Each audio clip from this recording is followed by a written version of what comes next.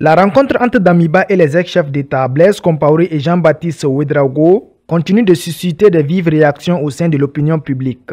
Pour certains, cette rencontre ne devrait pas avoir lieu. Pour David Wango, observateur de la scène politique, cette rencontre initiée par le président Damiba est à louer. Cette rencontre visait beaucoup plus la cohésion sociale, interpeller les acteurs politiques, que tout un chacun s'investisse à ce processus qui allait nous amener à petits pas dans la réconciliation que nous attendons tous. Nous saluons la rencontre, le courage que le président Damiba a eu en si peu de temps à y trouver déjà cette idée que nous attendions tous depuis fort longtemps.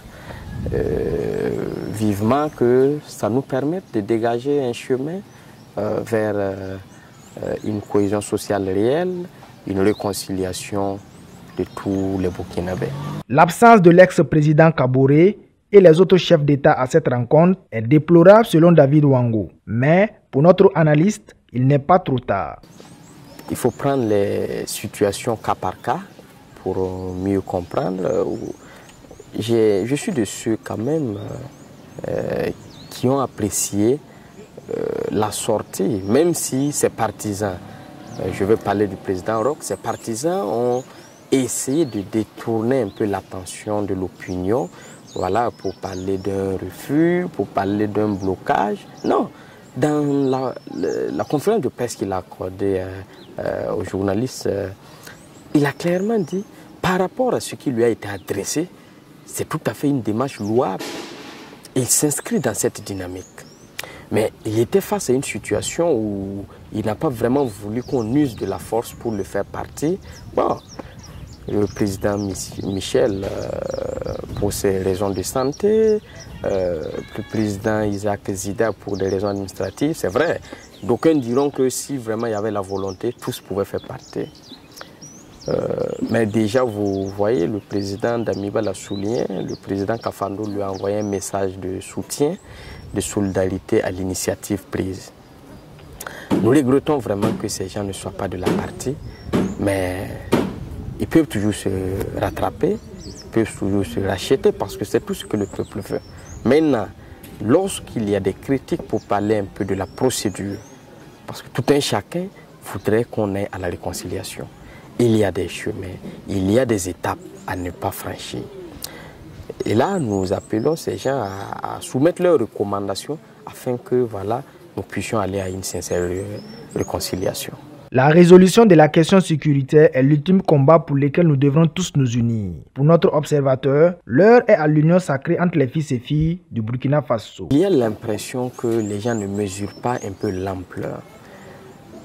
Je suis de ceux, malgré mon jeune âge, qui ai parcouru le pays presque dans toutes ses provinces, dans beaucoup de ses communes, au plus profond, même dans les zones les plus touchées. Sociologue de formation de départ, j'ai été agent de collecte de données dans le Sahel, le Nord, et je sais ce que ces gens vivent actuellement. Et quand vous voyez rien que la situation de Barsalo au petit matin de ce dimanche hier, nous devons comprendre que nous sommes face à une sérieuse menace où nous devrons mettre tout en œuvre pour pouvoir reconquérir notre territoire. Et nous devrons tous nous investir dans cette dynamique. Par rapport à cette procédure, alors la question judiciaire, la question de l'impunité a été rappelée par quelques individus. Nous respectons un peu leur opinion. Mais je voudrais faire le parallèle de ce que nous appelons le vivre ensemble et ce que la justice prône. Alors ça ne se contredit pas, mais à nous de savoir au moment opportun évoquer les questions judiciaires et aussi au moment opportun d'autres préoccupations beaucoup plus majeures.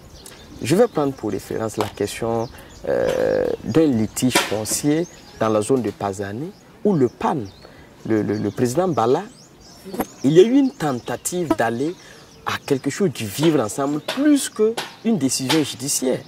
Nous avons tous suivi ce qui s'est passé. Si je ne me trompe pas, on a voulu privilégier le vivre ensemble tout en recommandant autres moyens, autres façons de résoudre la crise hors du cadre judiciaire qui avait peut-être donné raison à un particulier pour ne plus revenir trop dans les détails, pour dire le vivre ensemble doit primer et je crois que nous devrons tous travailler à cela pour un avenir meilleur. Cette initiative du président Damiba a été ratée selon la majorité des Burkinabés qui l'invitent donc à revoir sa stratégie.